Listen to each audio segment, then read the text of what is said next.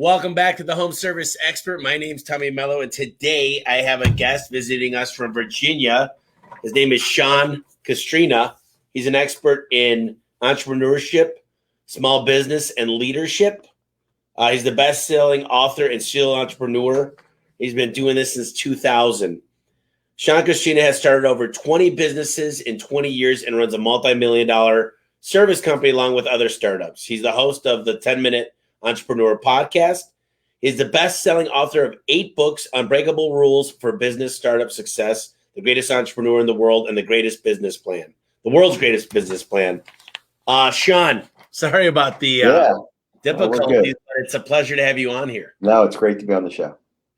So do you want to just get us started here? Tell us a little bit about your journey about becoming a serial entrepreneur and what you've been up to the last 20 years. Yeah, I mean, I for one, I never know quite what shows I'm going to be on, but obviously this is the Home Service Expert.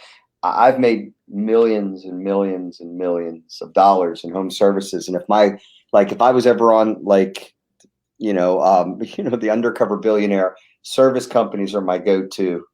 That's definitely my go-to move. But no, I lost my job like 25 years ago, newly married, beautiful house, new child, and had to kind of start over. And so I took a job temporarily. And then I started a company, built a direct mail business that did really well. And I wanted to get a home office built in our house. I mean, I had an incredible company going in my late 20s. And I tried to get a dining room converted into an office, and I couldn't get anybody to do it. Trying to find a decent handyman was like literally trying to find a one-eyed leprechaun. And I lived in a nice housing development. It should have been I should have just went to my neighbors and everybody said, "Oh, it's Jimmy John," or whoever it is. Couldn't get anybody. And so my brain said, well, there must be a need here. And I can't assemble a 3-piece birdhouse to this day. I have a plastic toolbox upstairs. And so I'm like, I'm going to start a handyman company because I know how businesses work. They're really business for everybody who's listening. It's anybody who thinks it's really very difficult. There's only 3 things in business. If you do these 3 things, you can't fail. You don't do these 3 things, you will fail. But these are the guaranteed 3 things. Number 1 is you have to attract customers. Now, I know how to market. I know how to make a phone ring. Number 2 is you got to be able to sell people, right? I mean, if you don't sell people, whether it's a store or a service company, you're not going to have business. Number 3 is you got to fulfillment. You have to be able to provide what people paid for in the service end of that. But that's the only 3 things you have to do. So I knew regarding a handyman company, I'm like, okay, I can hit these 3 things out of the park. And I knew there was a need. And our 6th week in business, and I still had the magazine in 23 cities. I started as like a passive business. I wanted just to pay for an absurd golf membership at this club called Farmington that was outrageously expensive. My wife's like, if you could create a business to pay for it, have at it. I'm like, all right, I can do that. And my friend gave me the seed money. He was going to be my 50-50 partner. And, within 5 weeks, I had like 54 phone calls in 1 week for business. And I knew then I had hit the holy grail, literally.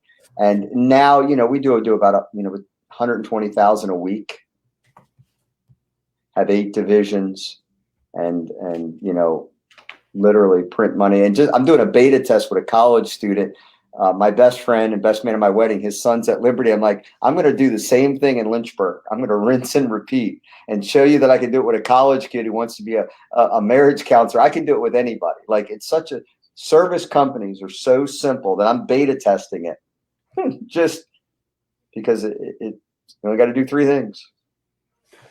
Yeah, I mean, I'm in the garage door business. We'll do 100 million this year.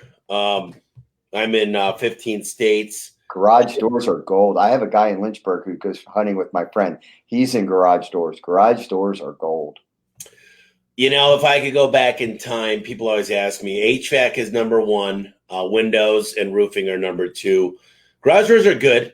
Average ticket's not quite where I'd like it to be. And I don't think the only thing, because I'm just thinking of my garage doors. Like, I have the guy back about every 5 years to align something. I don't think the HVAC is repetitive, 2 services a year. You're going to replace them in 10 to 12. I could see where that would be good. Yeah, there's I like the garage door business because I feel like we're changing an industry. I study HVAC a lot more. They're kind of the next level as far as acquisition model.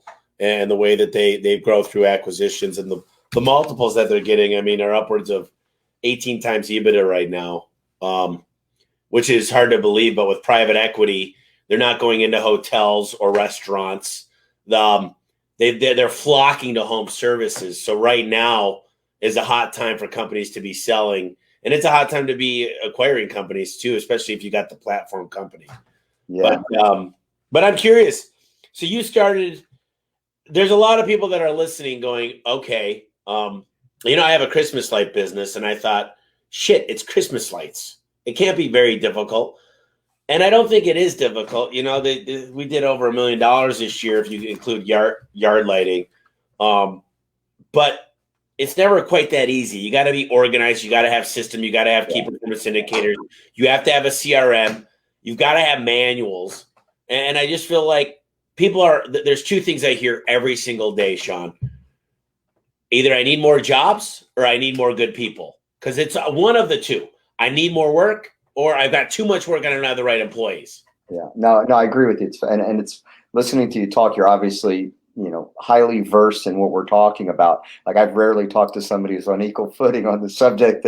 And I'm not that I talk about home services. Normally, I'm always talking about business in general. So this is kind of fun. Yeah. Because we've done holiday lighting before. It's easy money. It is. It's a great 3 months. Start a little bit right around Thanksgiving, end of January, take them down. So I'm just reminiscing with you. No, I agree, but it is really good owners can do two things good, and average people do one thing good if they're lucky, and you can't fix that. I mean, you can't fix that. You and I both know you got to acquire customers and you got to hire talented people. I'm on a talent search every single week of my life for new people. It doesn't mean I even have an opening. I have the opening for the guy who might leave me. I keep applications in my office. My secretary just scanned one to me. She said, somebody just came in. I said, email it over to me. I'm the CEO of the company. I want first eyes on that thing, because I'm still in a talent search. Yep. And I've got 4 full-time recruiters right now. That's all we do is recruit. 4 full-time recruiters. Yeah. I got 5 full-time trainers and 4 full-time recruiters that their whole job is to literally look at resumes, and then we go through this thing called Spark Hire, and I interview them virtually. Yeah. And then we watch them. I can tell you within 1 minute of watching somebody if and I'm not going to say I don't judge it. But no, I'm going to tell you, because I have the thing called the walrus walk. I can see a guy from my office, my conference room. I can look down the parking lot and see him walk from his car to the door. I can count how quickly he comes up the steps to see if he's already in the bottom 50 of something, unless somehow he absolutely shocks me. But I can get a feel. You just can. You can just I tell my secretary, it's the walrus walk. It's not fast enough. What's interesting is there's a lot of things, and I keep getting worse and worse as far as my expectations. I want more and more. So there's been a certain point now where I'm like, I tell every one of my area managers and my lead technicians, I want you to take him and his significant other. And typically it's a guy. We've got 2 girl techs, women techs, but I want you to take their significant other out to dinner or lunch, and I want you to have them to drive randomly. Just tell them, hey, can we take your car? I want you to look at their car. I want you to look at how they treat each other. It's something I learned from Dave Ramsey by reading his book. But we put $20,000 of training into each new person that works here. So we want to make sure we pick the right people. And I think talent acquisition is kind of a secret sauce that really a lot of people don't give enough credit to. My top producers will produce over $1 million. A bottom producer will produce around $300,000. Now, is this a person who's selling garage doors? I just want to find the key person. Well, let's say this. There's 3 main categories in any home service that I call it the communication, the triangle of communication. You've got your CSR, your dispatcher, and your tech. Each one of these people produce over $1 million. I mean, look, I always do this. You'll find this interesting, Sean. I'm just going to write on this piece of paper. No, I'm taking notes. I'm listening. I love learning. So you and I talk about this quite a bit on the podcast, but you've got two CSRs. One of them I want you to write down. CSR A is at 60% booking, and CSR B is at 90%. Okay. I want you to pretend the average ticket is $500. So write down 500 underneath that. And then I want you to write down they each take 20 opportunity calls a day. And then finally, how many days out of the year do they work? Let's just put 300 days. They're workaholics. So 20 opportunities a day, 300 days. The CSR A lost you 940,000. It's been a while since I calculated that, but it's right around $1 million. And I don't think there's enough process put around people that answer your phones or the people that are dispatching. Yeah. So we've come up with a score for our customers, and I call them clients. We've come up with a score to match the most equipped, best technician for that opportunity, which means sales, fulfillment, tools, equipment on the truck. And so dispatching is an art in itself, but just like any puzzle, I say dispatchers got to be good at puzzles. But what do you do when you start a puzzle, Sean? You start with the end pieces. Yeah, the corners. The end pieces. Yeah. You put every color together. So there's a rhyme and rhythm behind every puzzle. So technicians are worth a ton of money to me. I got a guy that'll do. It's funny because probably one of the guys listening to the podcast right now is a garage door business, and I respect the hell out of the guy. He said, "I humble beginnings, but now I'm at 6 people in my company and about to break $1 million." And I was in the same shoes too, but I'm thinking to myself, I've got one guy going to do over $2 million now. One guy. It's just interesting to look at that, to say I've got one guy to do more than most 10-person companies will do. But this is what I mean about talent acquisition. I'm looking at every busboy. When I walk into a paint store, I'm looking at the people across. I'm looking at servers, bartenders. I'm looking at who's cutting my hair. I've given my cart the other day at CVS. I went in there to pick up some cough drops, and the guy walked me to the aisle. He said, "Hey, our smart customers, or you wouldn't have to be a CVS member." I said, "Yes, I am." He said, "Our smart customers go and print out the coupons before they come in." I said, "I don't need the coupons, but man, you are good." Yeah. I said, "You ever looking for a career?" I said, "Because you'd be great working with me." And those are the differences, is like you said, you're always looking. And I think there's so much to be said about stacking the deck with the right people and giving them the tools they need to succeed. Because a lot of times people go, "What the hell's the matter with these people?" And I'm like, well, if they were so smart like you, you'd be working for them. Yeah. I mean, the problem is we know, number one is a lot of people can't identify talent.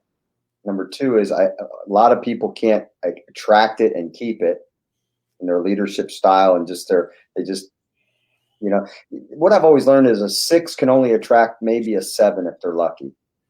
Mm-hmm. Maybe a 6 never gonna keep a 9. They're just not. They're not. A 9's gonna leave or start their own company. They're just they've figured out. So the problem is you got to keep that number high, and too many people, they don't pay enough, or they're not sharp enough themselves to ever bring on that guy. Like the guy that you have that's doing 2 million, it's because you're a 2 million guy. So a guy like you can attract a guy like that. He would probably devour other people. Oh God. I mean, the goal is, I had a guy in here earlier. He's pest control, really, really great guy. And he just wanted to hang out and go to lunch and ask me a bunch of questions. And I was just thinking, he's in pest control. And he said, "Tommy, I can only pay my guys $40,000 a year." And I said, "Well, how much do you pay him to recruit people?" I give my guys $1,500. Any employee that recruits anybody, I don't care if it's a cleaning lady. We do have a full-time cleaning lady now. I'll give him $1,500. So you recruit a guy a month, that's 18 grand. I said, "But what about lead generation? How much do you spend in marketing?" The first thing they do in an MLM program, Sean, is they said, go after your friends, neighbors, and family. Yeah. And guess what? Why not do that in the home service spot and give them a piece of every ticket? They don't even have to run the call. We've got a thing called Schedule Engine, or we've got 4,000 call tracking numbers, one per employee, and different marketing sources like Valpak and all this stuff. Yeah. But why not pay them so I can have people out there generating leads off of social media, whether it's TikTok, a lot through Facebook, a lot through Instagram and all that. And if they can produce 10 leads a week, that's an extra roughly $700 a week in their pocket. So you could get away with paying $40,000 a year for their, I pay my people a lot better than that overall. Every single thing in my company is performance based. So there's no such thing as merit. You don't get to get tenure in my company. But if someone can make that kind of money, I mean, now you got a well-rounded employee. They're not just good at sales, they're good at recruiting, and they're good at self-generating leads. And I don't know how much you pay your people, but it sounds like there are so many people that are going to be listening to this podcast. Pretty happy. We're getting around 35,000 downloads a month. I want to get it to 100,000 downloads, but you said that home service is easy, and I think it is. I think a restaurant's a lot easier, though. I think a restaurant is it's contained. If you gave me a restaurant, I'd give it back to you. I think it's the hardest business in the world. It's got the lowest level employee. I'm trying to be nice about it. Well, think about this, Sean. I can control what happens. You have to have the doors open. This is the problem with a restaurant. And I love, this is good. It's good. Yeah. Because I've been offered opportunities to be a partner in a restaurant. And I literally said, you could give me the equity. You give it to me and I'd give it back to you, because you got to start prepping at like 4 a.m, your food. By the time you get out of there, it's 1 o'clock in the morning. By the time you put everything away, it's got absolutely super high turnover and there's just never a down. So restaurants make my brain explode. The thing I like about service companies, I think that there's very few people that do service companies at a level like you do it and a level like I do it, because we do a lot of the ancillary things really, really well. But at the end of the day, what makes our business different than anybody, and my business specifically, I only have to attract customers. I have no inventory. I have no dead money. I don't have to lease any retail space. I've owned retail businesses.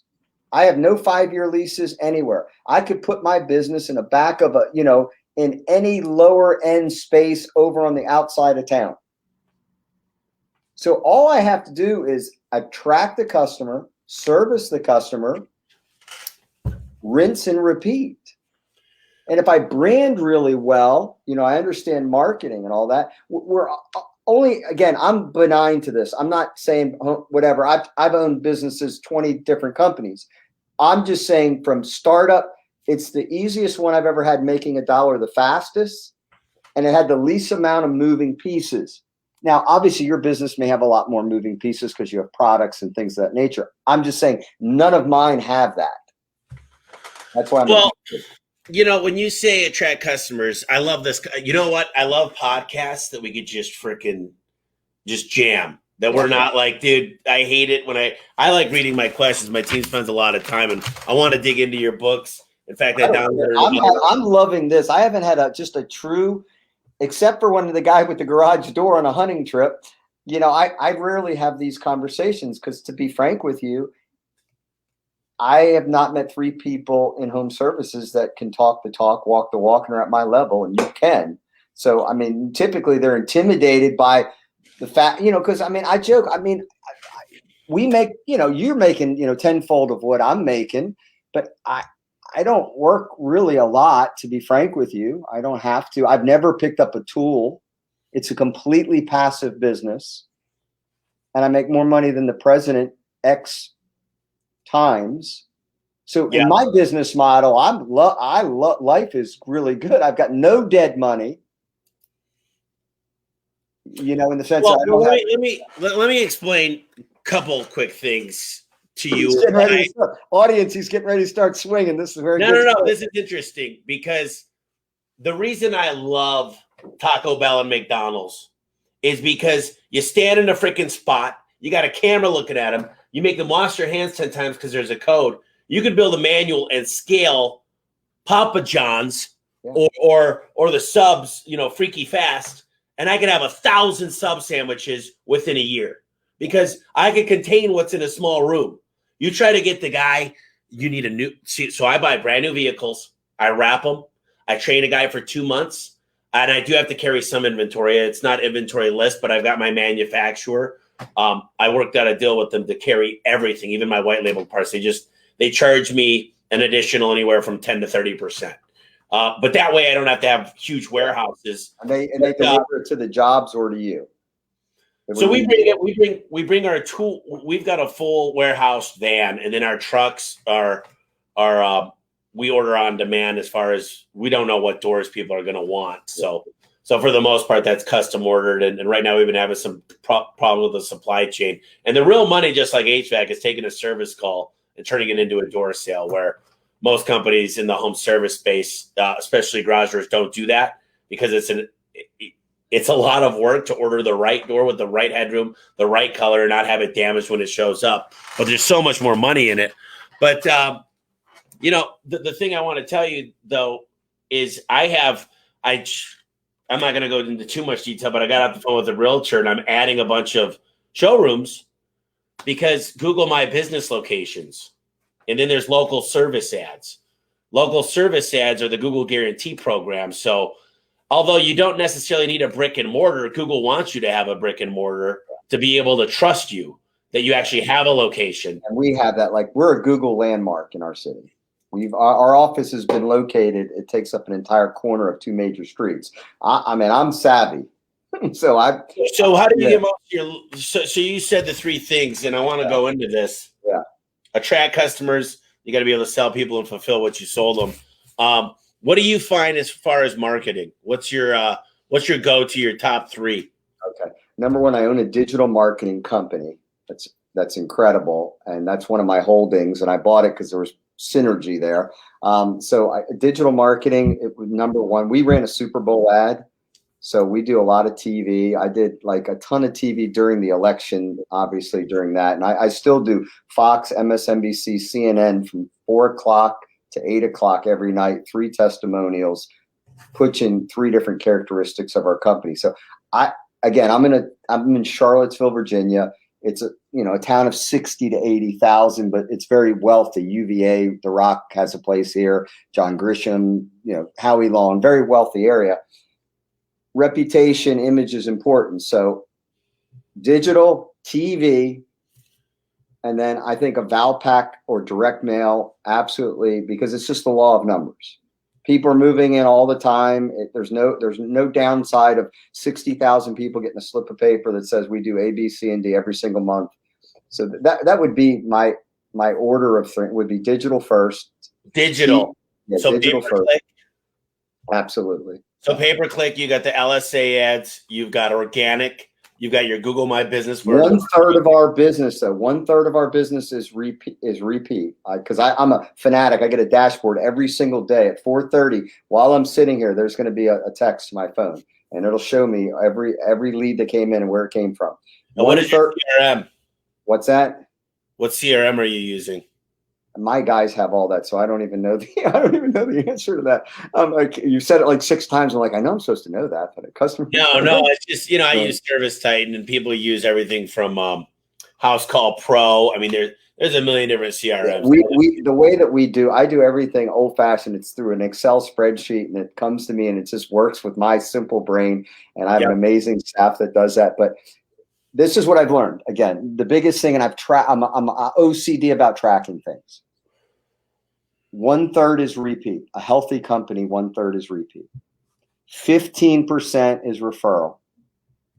And then 50%, you got to go beat the hedges. You always got to be bringing in new people.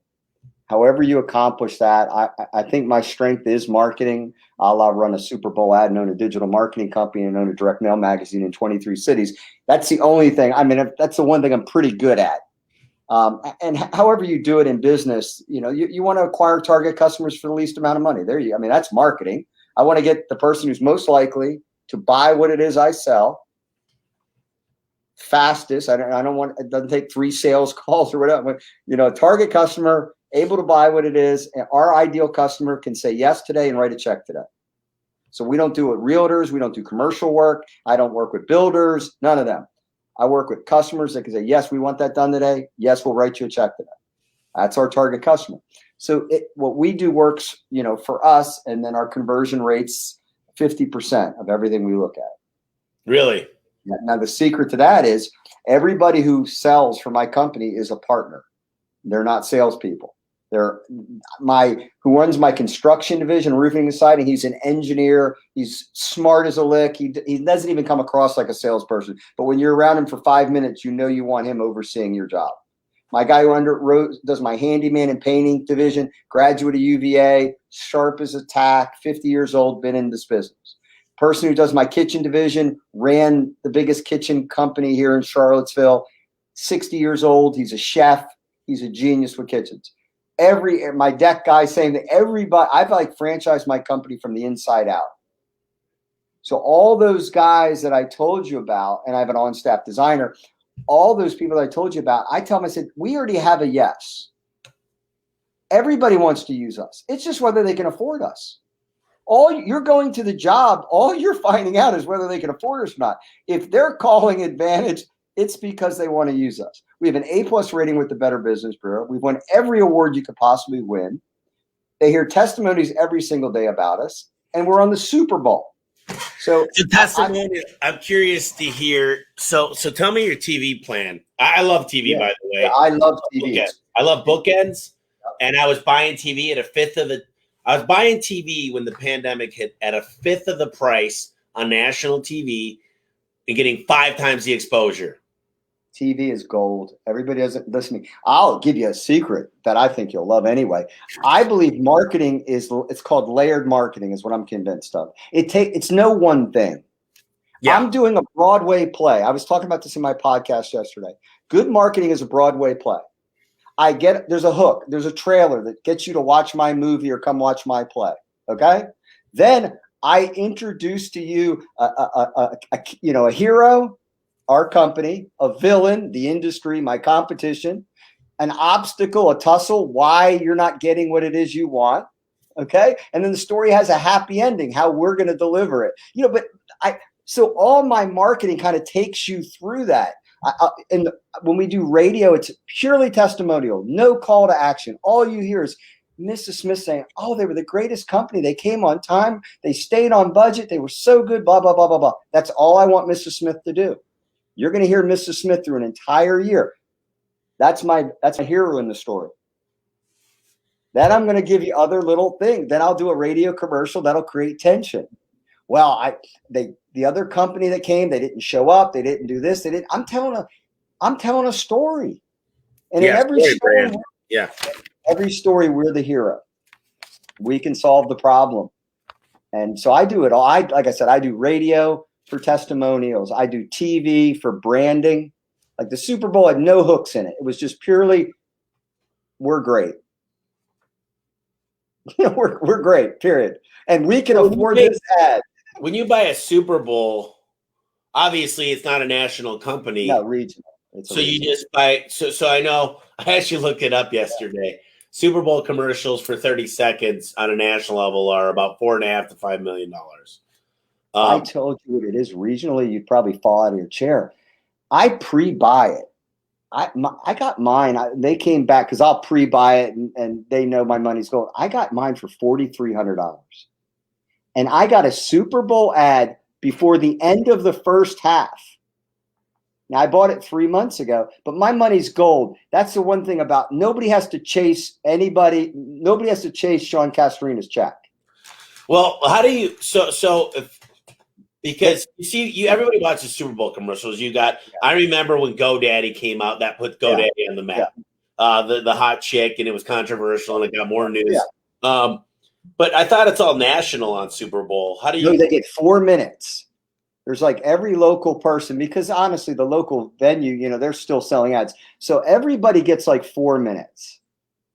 No, they get 4 minutes of local. Yeah, they get like 4 minutes of local, or it may have only been 2 minutes. So they get 4 commercials. Oh, okay. 4:30. Yeah. They get like 2 minutes for local, and I'm an easy yes, and I'm going to prepay them, so they love me. Interesting. That's really cool. Yeah. I'll give you another secret. Tiger Woods. Tiger Woods is as good as the Super Bowl. When I get his golf schedule, I buy every Sunday, Saturday and Sunday if you can, buy everything he's on. It's 1/10 the price of the 1/100th the price of the Super Bowl, and it draws a target audience just as good. Male buyer, homeowner, over the age of 30. I mean, it's gold. In your demographics and mine, anything Tiger Woods, gold, any major golf outing is gold, and they're cheap. That's pretty good information. And you know what I found is Monday, Tuesday bookends. They're the 15-second bookends.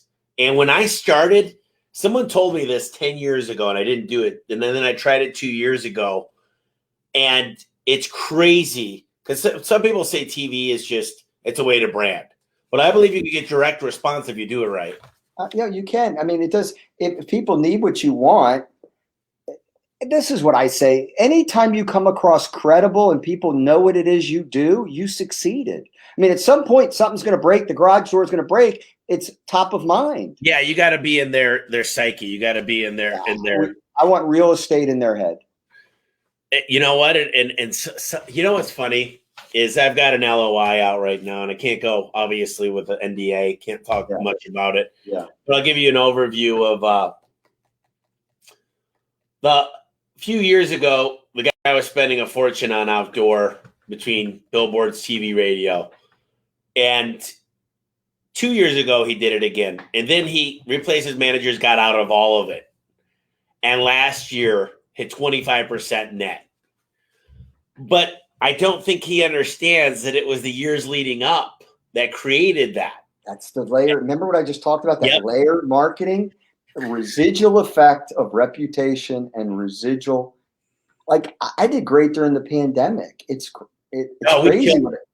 We killed it. I mean, you know, billboards. I didn't know. You know what's funny is I put about 40 billboards in Phoenix, and you're talking traditional billboards on the side of the roads, right? Yeah. Just I love them. I love them. It's a trapped audience. You can't turn it off. Well, the greatest thing about my billboards is they're very simple. They've got A1 garage door service, A1 from day one, and it pops out. It's red, and then we've got the caricature coming out of the top of it, and that's all it says. And all it needs. What I noticed is all of a sudden when those billboards came out, and I measure everything. Yeah. All of a sudden we got 5 times. Well, our customer count went way up, but I looked at the people applying. And for some reason, then I actually walked out, and there was like 10 people waiting to apply. And I said, "Hey guys," I was like, "How you guys doing today?" They're like, "Dude, we see you everywhere. Like you guys are like getting busier when everybody else is putting people out of work. We want to work for you." And I was like, "Dude, that's so cool." I thought about it like, you know, what happens if I pick up another $2 million producer? Sure, customers matter. Yeah. But if your conversion rate sucks and your average ticket sucks, what's the point? I agree with you. Listen, in my business, the number one thing in construction, for me to hire somebody, what I typically hire is somebody who's probably owned their own business. They're 40 years old. They're tired of running around, working 40 hours a week, then doing estimates, doing paperwork on Saturday. That's my ideal person I want. What I offer to them is we'll handle everything for you, and you never, ever have to look for work. You will never sit home a day. They're like because they're all afraid of, running out of work. Every construction guy's afraid he's going to sit home in the winter. That's what massive branding does. Because even the guys who apply, like you're saying, they're like, "Man, I've seen you everywhere. We hear about you everywhere." And there's a ladder. There's a ladder for you to move up quickly. And that's what I like. If you give me an effort, I'll get you. You start out as an apprentice, you move up to a junior tech, then you move up to a tech, then a senior tech, then you can move up to either a lead tech or a field supervisor. And then you can earn up to an area manager. And that means you're running 20, 30 guys, and sometimes 40. And tech fixes the tech, just so I understand this. Understand the tech is the person who would come to my house and look at my problem and possibly sell me something better, bigger, or stronger. Yeah, I don't. People hate the word sales. I don't mind the word sales. In fact, I love the word sales. I'm doing an orientation tomorrow, and I don't have it. It's upstairs. It's a 2-hour orientation I do with every new group. There's 30 guys that just flew in. They fly into Phoenix for a month, and I've got this this bowl that you pass around at church for tithing. Yeah, and I pass it around. I'm like, "Hey guys, just donate whatever you can." And everybody looks at me like, "What are you talking about?" And I grab the bowl back. I'm like, "Listen, if my preacher or the priest could talk about collecting 10% from you sales, then I'm allowed to talk about sales. Do we agree? Yeah. Don't take it for granted that I'm going to talk about giving people options. and it's not up for us.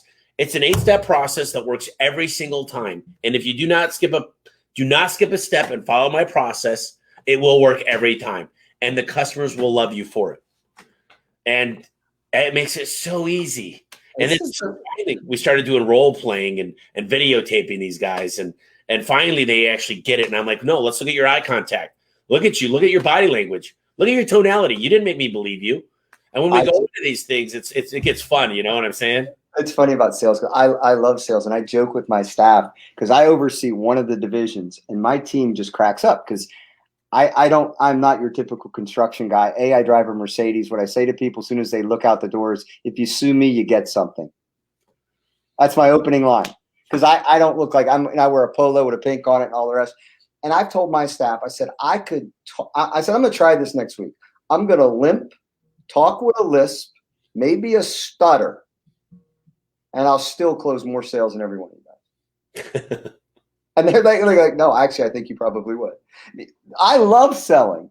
I mean, there's nothing. I mean, if the customer called me, they have a need. It's fair game. Because I'm a fanatic about fulfillment, our A+ rating with the Better Business Bureau, I want them to do business with me because I know the experience is going to be better than any experience they can have. So to me, selling is just talking about what you're going to do for them and what they want it, and you can do it. And I love to this day. I mean, that's still my favorite part of it. I love selling. You know, and I have 3 calls every morning. One is my field supervisor call. One of them I call my mojo call. One of them is a manager call, 15 minutes each. And today, I said the worst thing I could hear is the door works. What did I say it was? Is everything works okay. They don't need a new door. And I'm like, wait a minute. How old is the door? That's the first question I was thinking, though. Tommy, that was the first question I was thinking when you were saying that. I'm like, well, the deal is, I don't care if it's brand new. Is it an insulated steel back sandwich door? Well, how are you, unless it's a perfectly, really, and very, very few people have this door.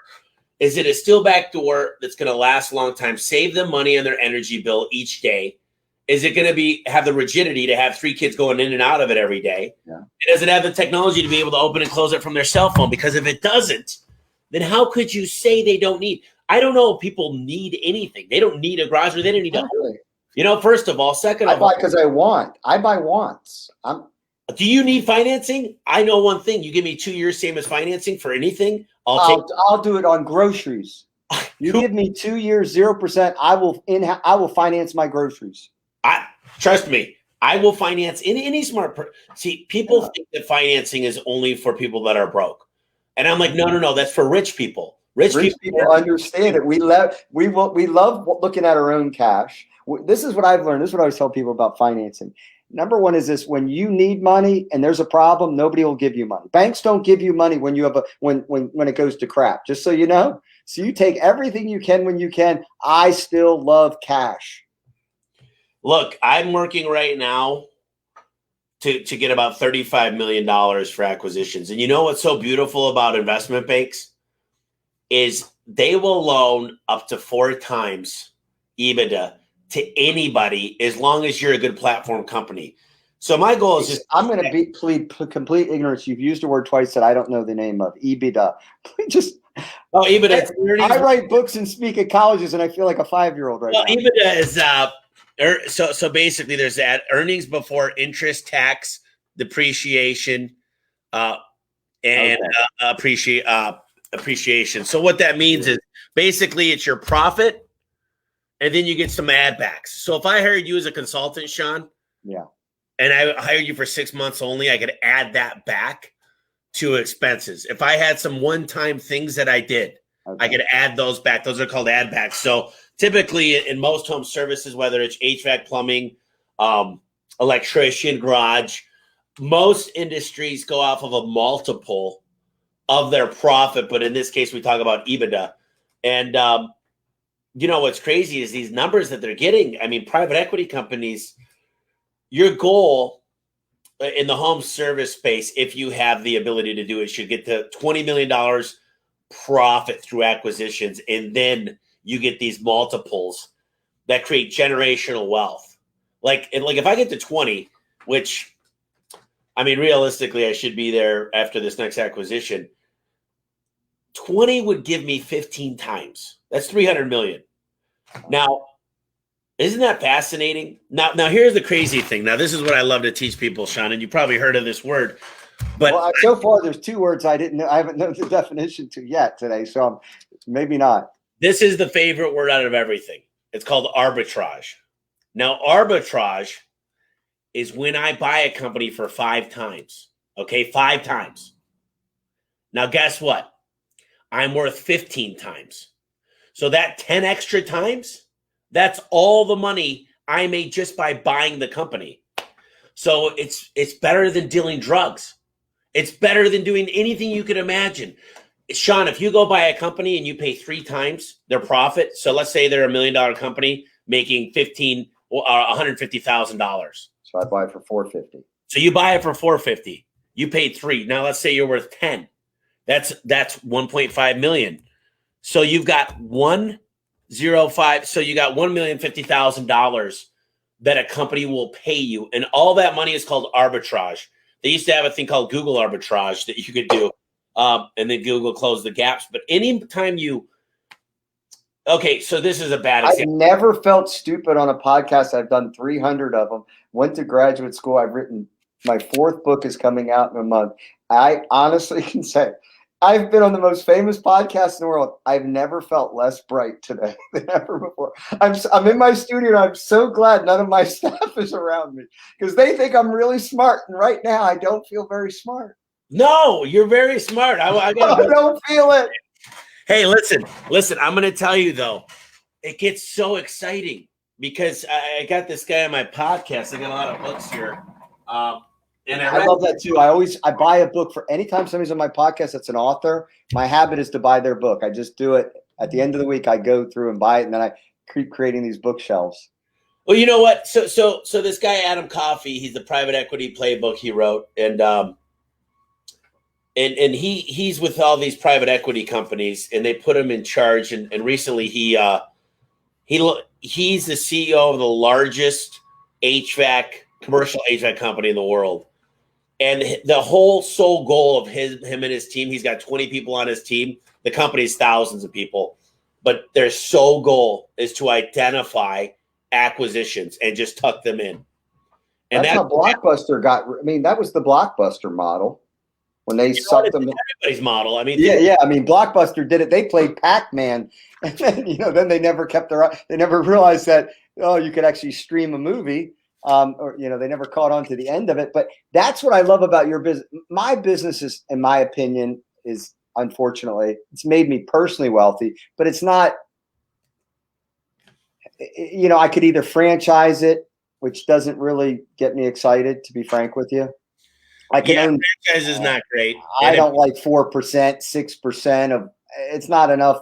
It's too much aggravation for that. I'd rather own 4 of them in 4 great cities and make my 5 million, bringing on a partner, something like that. So I don't like that model. And like you have a specific product per se. I mean, we fix garage doors. We do a variety of different things. I'm not sure how scalable, it's anybody can do what I do. I don't have we're unique, but it wouldn't be hard to be unique in any city. Any person could do what I did if they're halfway bright. I don't know, man. You make it sound easy. What was the hardest thing for you? I mean, you've been doing this now. You said over 20 years. By the way, this is there's yours. Yeah. On Audible. Yeah. No, I think the hardest thing initially was you don't have to be an industry expert. The one thing that I did different than most people is I don't understand construction and I don't understand digital marketing, yet I own 2 extremely very good companies. So I got past that. Number 2 is you don't have to quit your job. I had a great job, and I didn't, when I was building the magazine, that was fun. I didn't have to quit my magazine to go get into the startup thing. I think a lot of people do that. So the hardest thing was hiring people, like getting myself out of knowing I could not be in there all day, every day, because I had other things going on. So I had to really trust other people, and I had to create a model that I could replace people quickly because I couldn't sit in the office for 3 days and do their job. So if I lost somebody, I needed to be able to put somebody in there. My model is this, Tommy, is that if I've got to be able to replace every single person in my organization within 48 hours on a Craigslist ad, that's my business model. Number one. Number two is I want customers that can say yes today and write a check today. There's my two pillars of business in the service business. Well, how do you replace, Yeah. Here's the hard CSR. I know, because you do recruiting, and I know that's crazy to imagine. But my business model, I don't want to try to find one-eyed leprechauns. Well, okay, so a handyman, you got to be pretty good. You could change locks, you could do fans, you could do garbage disposal. You might be able to install a bed of, Yeah. I mean, but I got guys who can build. We do high-end, incredible remodels, incredible kitchens, bathrooms. I mean, we have guys in every area of it. I'm always running ads. When I tell you I'm always running an ad, I'm always running an ad, always looking for talent. We can only keep so many people. I mean, we have a team that's filled, but I'm always looking for that next person. And I'm going to hire it and put that person, 3 quarterbacks deep. I know 5 years that person might fill into that spot. I genuinely look at it like a GM of a sports team. I'm building my bench out. I bring out players that can, they're okay now. They're like an extra set of hands, but they're really smart. They come to work every day. They're strong physically. Okay, I that fits in my system. Then I've got the guy who's 40, owned a company. I mean, I've got handymen that work for me. I don't even want to say the handyman because my guys are contractors, whatever. That I pay 100. I have 2 of them pay $100,000 a year. Now, my average person, I'm glad they don't listen to this, make 40. Why do I got 2 that make 100? You know why? Because I just have to blink and point, and they solve that problem for me. When they come to me, it's like, we took care of it. They already took care of it. They're like, Sean, we already took care of it for you. I called my guy on Christmas Day. I had a problem. Sean, it's done. Don't worry about it. But I pay him $100,000, and I helped him buy a house. I mean, in other words, when I have what I call MVP talent, somebody who can solve problems for me, and his skill is 1.5 times faster than the other person, $100,000. See, my guy called me up. This was 2 months ago. He goes, Tommy, you're going to laugh at me, but don't laugh. And I said, Russ, tell me what's on your mind. He goes, I want to make $1 million for you next year. And he was talking about 2022. And I said, okay. I said, roughly you need to produce $10 million. So I said, here's what I want you to think about. Every $2 million you produce, we're going to get you an assistant. And I said, here's what you're going to need to do. You're going to need to get into 7 B&I groups. You're going to need to have a plan to hit every major builder. I'm going to have to get you some type of membership at a golf course or Top Golf, which I already got. I said, let's really think about how you're going to go get the business, because the only way you're going to do this is getting huge custom. I don't like the Shea Homes and Pulte Homes and the guys. Ryan Homes. I like guys that say, I'm going to build a custom house, and I don't care if I got to put a $10,000 door on, and I'll pay you in advance. And there's a lot of them here in Arizona. Yeah, and that's what I have. That's what I'll deal with. There's a few people we'll deal with. They already know, Sean, we have the check. This is what we want. You don't have to come twice. You know what I mean? They already know my standard. And so many people that I meet are busy right now. I mean, obviously, there's a lot of garage companies are busy. They don't know. Some of them aren't as busy, but the bigger are getting bigger. And I'm like, this is the time. This is the time to grow. Like this is the best it's ever been. And although there's a lot of people out of work, I can't tell you, our prices just got raised 5%, then another 7% by the manufacturers. They did it across the board. There's not one. We had the same thing. We had to go to people that had contracts that are going to be enacted in 2021, and we're like, hey. Yeah, the prices have gone up. I'm sorry. And here's the deal. Yeah. I raised my prices 7 times in the last 12 months. And my people are like, dude, we're going up again. And I go, that's a raise for you. Don't worry about it. Yeah, I mean, clearly, I've done a lot of interviews. This has been one of my 3 most enjoyable interviews I've ever done, only because I never get to talk about home improvement space or home services, because it's like, everybody wants to talk tech companies and they want to talk I love and this is what I tell people, they're only going to build more houses, people. I go, Amazon can't do what I do. A robot can't do what I can do. Of course not. If a robot does what we do, we're all done. Because then that robot can have my wife too. Okay. I love this. Well, think about this. Amazon can do some pretty cool stuff. They're great. Amazon gets as many searches as Google gets for garage doors. So if they learn to be the middleman, they can be successful. But number one, everybody wants to Uberize home service. And I'm like, where are you going to get the talent? Where are you going to get the training? Where are you going to get the good trucks? Where are you going to get, I've got dual cameras in every single vehicle. I literally, the way that my truck, I got 2 trucks. I got a van and a truck, and every one of them get done the exact same way. I've got my own wrap company. Everything's made out of aluminum that we've got all the containers. Everyone's the exact same. And it cost me $11,000 to outfit correctly. It's got the 5 tubes on the top. Yeah. Everything is structured. Amazon will love me because I can handle whatever they could give me. But don't think you're going to come in and take all the margin. See, that's the problem is Home Depot, Lowe's, Amazon, they think they could just come in and just say, it's not like driving a car. Everybody and their brother has a car and a driver's license. You're not going to do, everybody's like, well, what's going to happen when Amazon comes in? They can't. They failed. I was the prototype.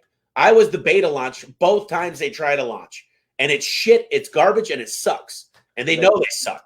They need someone like me or you to come in there and go, guys, pay them well. Be the highest and be the fastest. Because my dad taught me you can be three things. And he change the job.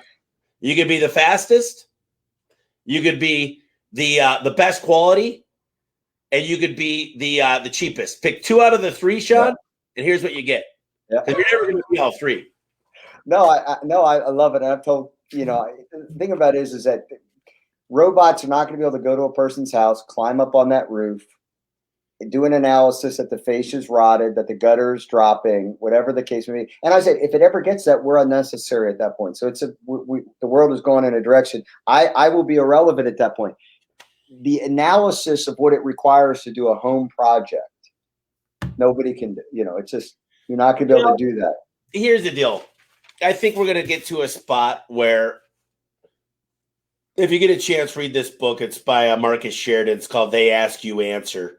And what it does is it answers the pricing questions and really gives a lot of details and answers. It's a buyer's guide, basically. And I think as time goes on, we'll get a lot more technology. And people could take a picture and I could give them a roundabout price on certain things. And I think it is going to get more automated. It's going to become a little bit more commoditized. But that's how you got to figure out every single day. I say, how can I differentiate myself? Could I get better guys? So the talent pool, it's the presentation, it's the software that sends a profile of the technician on the way with a video about him and his family. It's asking the customer, hey there, Mr. Castrina. Did I say that right? Castrina. Yeah, Castrina. Hey there, Mr. Castrina. Listen, I'm stopping by 7-Eleven. I'm picking up a coffee. Is there anything I could grab you while I'm there? Water, Gatorade, anything for the kids? Who does that? Nobody, but you're going automatically. You probably got the text message of who I am. Listen, when I get there, I'm going to fix that garage door. It'll be better than new. Literally, it will be better than new when I get done with it. And it's going that extra mile. So I always think about commoditization. And then I think about how do I completely change that? What products could I carry? What different could I do with the talent pool? And what kind of presentation could I give that's immaculate? I've got a buddy of mine that owns a really big rug shop at the Design Center in Scottsdale. He rolls out the red carpet. He only deals with, millionaires for high-end rugs. And the presentation, he literally puts on white gloves and they treat them like a certain way. And he deals with a lot of high-end interior designers. And he goes, Tommy, these are the hardest people in the world to deal with. But when you lock it down and you do it right, I mean, he's millions of dollars a year in profit. Well, I mean, selling is still, I don't know, I'm a simple guy, and you create pain, you reveal pain points. They have to trust and be confident that you're the person who can solve the problem. I mean, the basics of it are still the same. Like, how do we do it? We charge little things that aren't big. We do no material markup. I always tell people, it takes us the same amount of time to install a $5,000 Pottery Barn vanity as it does a Lowe's vanity. See, to an average person, that makes sense to them. So that's one positioning point that we do. No material markup. Number two is I wouldn't put anybody in your home, Tommy, that I wouldn't put in mine. All my ads show my beautiful family, wife, kids, and dog. Everybody know I wouldn't put anybody in your home because obviously handymen have a reputation of being a little, not the most whatever. So I wouldn't put anybody in your home. Next is we do a complete turnkey project. When we start your job, Tommy, we do not stop until it's finished. We come back there every single day. We work 8-hour days. What's the biggest problem with handymen? They start, they don't finish, whatever the case may be. Notice I've picked every pain point that you could have in a home improvement experience and solved it. And I go, listen, one of the things that we find couples, there's a lot of tension when you got to go pick everything out and you want everything to look great. My designer is going to work with you. Jennifer's fantastic. She's going to guard your money like oxygen. She doesn't get one penny if you spend more, or if you make this job bigger, or whatever you spend at the store. All she does is consult you. She gets a set fee. She'll take you to Lowe's. She'll take you to Pottery Barn. It doesn't matter to her. I've taken away everything they're concerned about right there. I took who's going to be in their house. It's going to be completely turnkey. I'm going to walk them through the process with my designers from the New York Institute of Art. You know what I mean? And it's like it's cherry picking. I picked all their pain points. I've solved all their pain points. It's just, do you want to write me a check for what I need? So in that book that I mentioned, we're building a buyer's guide, and we're in the midst. It'll be done in 2 weeks. How much does a new garage door cost? When to consider a new garage door versus a repair? Will an insulated garage door make a difference? Pros and cons of adding windows to your garage door. Have there been any advances in garage door parts? What's the latest trends in garage door styles? Anyway, what Marcus figured out, and he was on my podcast, is when you educate the customer and you get a confirmation that they will go through the buyer's guide. And it also says the A1 difference. It also explains, there's a letter from me in there. When you get a validation from the customer that they will take the time to watch the video, go through the buyer's guide, your likelihood of closing the customer goes above 80%. Now, if price is an issue, number one, you're advertising to the wrong people. Number two is we got finance options. And all my finance options, I can get qualified with a 550 or better. So yeah, I mean, that's not even a credit score, 550. Yeah, I mean, you basically got it sucks, but as long as I can keep a garage door, look. Yeah. It depends on how big you're financing. You're financing probably $40,000 jobs with a good kitchen. I'm financing up to $10,000. And listen, most credit card companies, as long as you've got a good job that you can prove certain things in the underwriting, they're willing to do that because you own a home. Yeah. They're going to take that number one spot of the mortgage. So, I mean, look, it's you know what I love about garage doors? It's 40% of your curb appeal. It's the only thing on your home that gives 102% return on investment in Remodel Magazine 4 years in a row. And it's the smile of your home. And it's the most underestimated thing on the house. And I'm wondering why I'm not selling them here in a city that was voted the nicest city in America 2 out of 3 years to live in Money Magazine. I'm wondering why I don't own a garage door company. You should. Hey, listen, I'll come in there. Tell me a little bit about the 8 Unbreakable Rules. We really care about my book? We're talking about other things. No, I want to know. The whole audience can have it for free. In all sincerity, seriously, if you go to SeanCastrina.com, I have it set as the download. You can download it for free, so that way I have nothing to gain here on this podcast. My goal is always to give away 1 million books. So SeanCastrina.com, you can get the book for free. You know what it is I've had some success in business. So I was on a beach vacation with my buddies and I started writing down like one sentences of things I did that are different. And just like one sentence axioms, little rules like better the devil you know than the devil you don't know. I don't just fire people. I better have somebody that can replace them. I never switch horses in the middle of a race. Like you have guys working on a job, and just get them to the goal line. You don't want to. I've done that before where I fired a guy right in the middle of a job, made my life a living hell. It was just little things like that. And then it just ended up at the end of it, it just came out to be like 8 rules.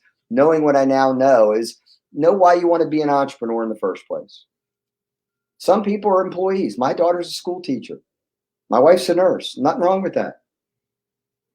If you want to be an entrepreneur, there's a different wiring there. There's a competitiveness. You want a flexibility. You want to have unlimited income. Just know why you want to be an entrepreneur in the first place, because you're not going to make money quick. I'm not going to get into politics, Sean, but I don't mind getting into politics. well, my cousin is a hardcore liberal, and that's fine. I appreciate his views, but I said, I've been an employee 10 different times, and I've also been a business owner, so I can speak to both of them. And I said, can you speak to being a business owner? Because the chance of us being successful is very, very slim.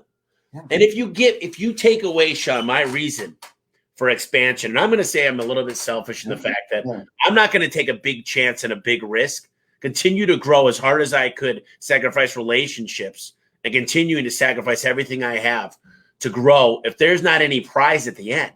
If you can't tell me, so you want to tell me the harder I try, the more you're going to take? Don't even get me started. I mean, you and I are preaching of the same choir book.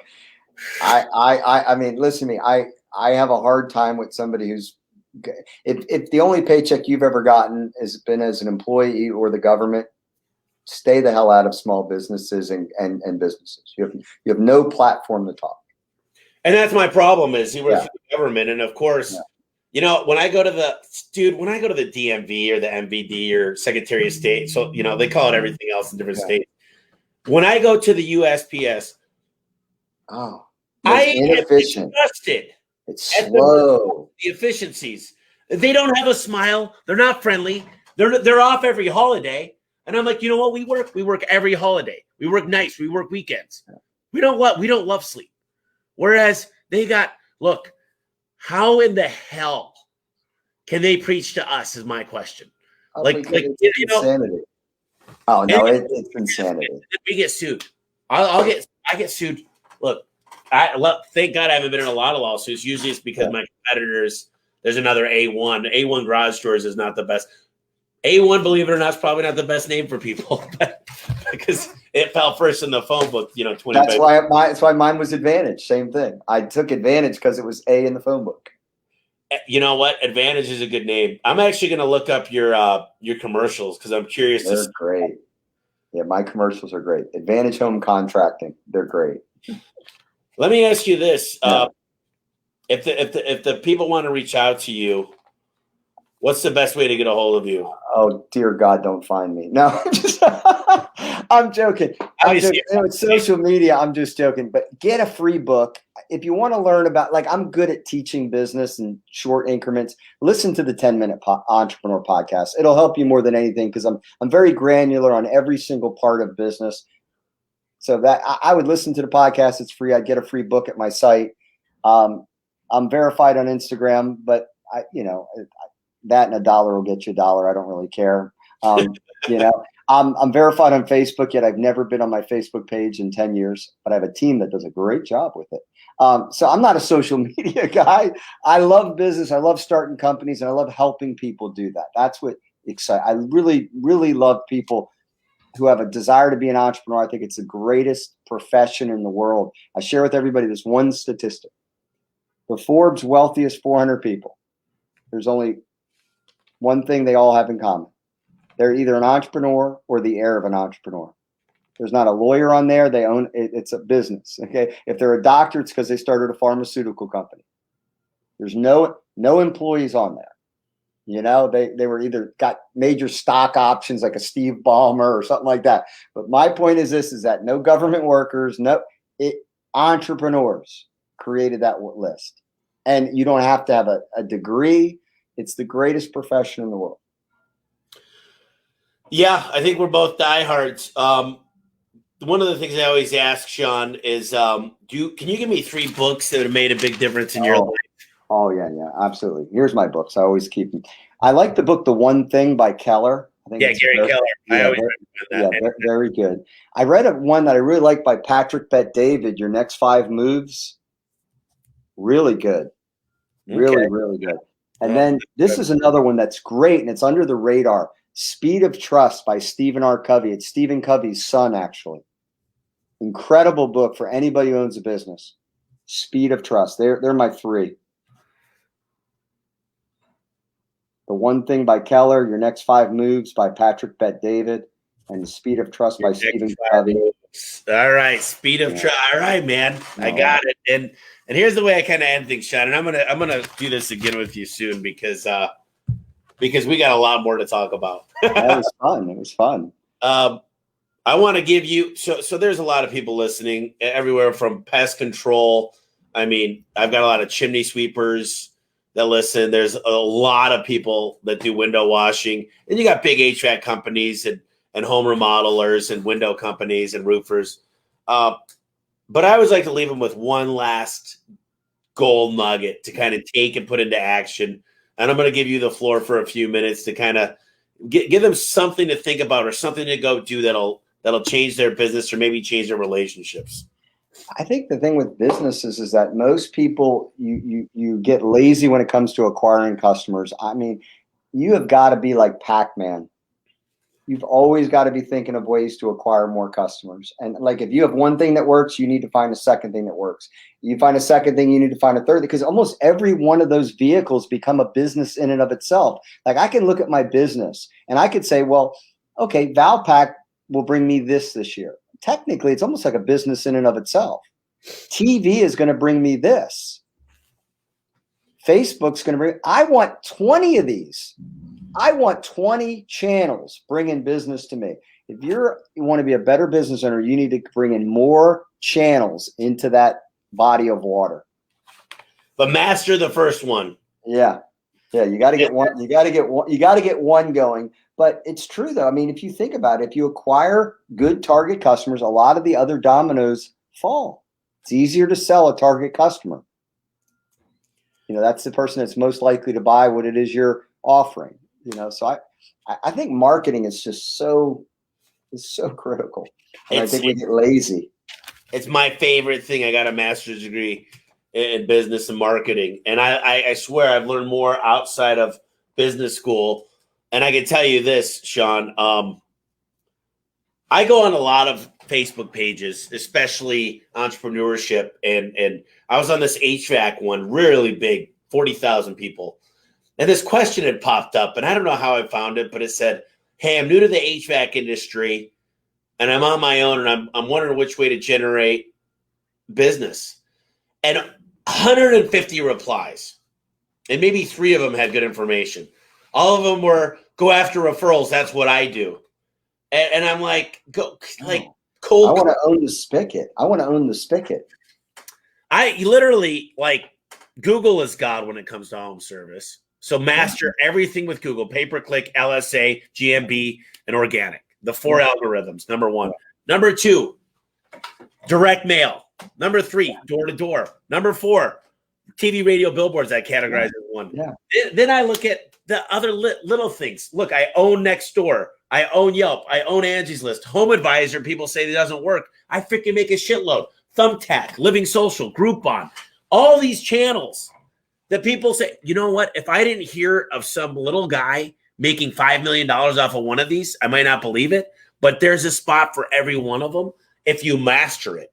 Yeah. Now, if you just do a little bit of each, you're going to shit the bed. If you try a TV ad for 1 month and expect it to make you $1 million, you're wrong. Yeah. What's the one that you find that works the best out of those, like the Angie's and all those that you have found? Well, Home Advisor works really well, but you got to have a structure for it. And you got to have a dedicated person. Angie's List was bought by Home Advisor, so they literally changed their platform quite a bit. I can tell you, Nextdoor works really good because people trust they trust their neighbors. Yeah. I've got this yellow sticky pad. I saw this about 10 years ago, and I mimicked it. It looks like a blue pen is written on the sticky note, and it's a larger sticky note. It's like 2 sizes of a regular notepad, and I don't really use these much. Yeah. They're kind of a trophy here. But it's 2 sizes, and it says, for each one of my guys, it says, hey, my name's Randy. I was at your next door neighbors. I figured you might be interested in a tune-up or possibly the bottom rubber where all the nasty bugs come through. Anyway, I'm doing it for $99, and I'll do a tune-up at the same time. Call me if you could use my services. And that kind of shit works so freaking good. And trust me, when I say it works good, I mean it's less than 1% of our revenue. Yeah. But then you look at the self-generating leads by the technicians, and that I think is huge. And then I'll tell you the number one thing, Sean, that nobody does well that I've met is partnership marketing. Okay, handymen, painters, pest control companies, the bottom rubber. I give them $20 for every one they sell. We go change the bottom rubber, boom, get our sticker in the garage. What else? Why would a painter paint an old ass garage door with a crack that's an uninsulated door? Why not replace it with something nice and then paint it? So they make 10% of everything, and we track it. And we pay them the same day it installs, the same day the check goes out, and we don't pay anything. That's our marketing cost, but that's not coupon shoppers. They're going, hey, use this company. They're the best. Tommy, you're the first person that made me feel lazy in the last 20 years. No, that's a God's honest truth. No, I'm being totally serious. I am a human machine. I feel lazier than dog crap right now. Like I thought, like I'm an aggressive marker. I'm like, my gracious. I think I gave Angie's List the middle finger. They drove me. I forgot what they did that drove me crazy. There was something that they did that drove me crazy that I didn't like. But yeah, no, seriously, genuinely, you're tenacious. I'm a Division I college wrestler. I thought I was, thought I was a bull in a china shop. I was a wrestler too. There you go. Well, there it is. There is that personality type. Like I was at one of these big convention things where they do personality types and all that. And they went, some people are lambs, some people are this and doves and whatever. So they went to my wife and they go, what is Sean? She goes, Sean is the lion that eats the effing lion. She goes, that's my husband. So I said, I don't feel like that today. I feel lazy. You're a high D. Definitely. Well, listen, everybody's got to go get your book. I already paid for it. So, and I love the 10-minute podcast. I can't have a 10-minute podcast because it's just, I can't do it. I enjoy these conversations. Oh no, this was great. I'm super fast talker. 10 minutes. I stay on one subject. When I interview a founder, I got to have you on my podcast. Because I interview incredible people. I've had unbelievable guests. When I interview people, I want to know, like a founder, like why you became an entrepreneur in the first place. What's one thing you would tell yourself knowing what you now know? And then what's your one piece of great startup advice? They're like my 3 questions. So I can get it out in 15 minutes and we're done. Hey, it's cool. Well, yeah, I love to dig in and this is a really great conversation. I think a lot of people said there was a lot of information and I'm going to, on our podcasts, you'll have a certain page. I want to get a couple of your commercials and put them on there as well. And then we'll put all your links to, what's cool about my podcast is I'm really into page rank and rankings, and I've not done any SEO on my podcast page. And it's about 38 page rank out of, my website is 61, but most websites are like a 5 or a 6 as far as, because there's so many natural links that come in. So I love podcasting, man. I got to tell you, this is like my secret. This is the secret. It's getting guys like you on here, taking one gold nugget. I'm reading your books. I'm going to copy a lot of your stuff. I'm going to talk when I'm interviewing is you're never going to have to look for work. I'm going to check out everything with advantage. I'm going to talk about the hero, villain, obstacles, and happy ending. I mean, I've got all my own notes. Tiger Woods, baby. No, so, I have a podcast. Tiger Woods made me a millionaire, and that's not a joke. Every time he was on TV, I bought it. His commercials are 1/10 the cost of a major sporting event for some crazy reason. Golf is cheap. Can't explain it. Gold. Where did you wrestle, Sean? I wrestled at Liberty and at Lynch over here, obviously in Virginia. I was a poor kid in the city. They sent me a brochure of somebody running on a mountain. That's all I needed to see. I was recruited by like all these inner city schools. I'm like, I don't want to be in a city. I want a mountain. So yeah, it worked out well. Well, hey, everybody says you killed it, brother. So I really appreciate you. And next time you come on, I'm going to get through your book and, this is fun. So really appreciate you taking the time. Sorry about the technical delays. I enjoyed it. Tommy, thank you so much for having me on the podcast. All right, my brother. Well, we'll talk soon. I'll be in touch. I might come visit you after this COVID thing dies down. There you go. I got a guest house, man. I live large. All right, brother. We'll talk to you later. Thanks.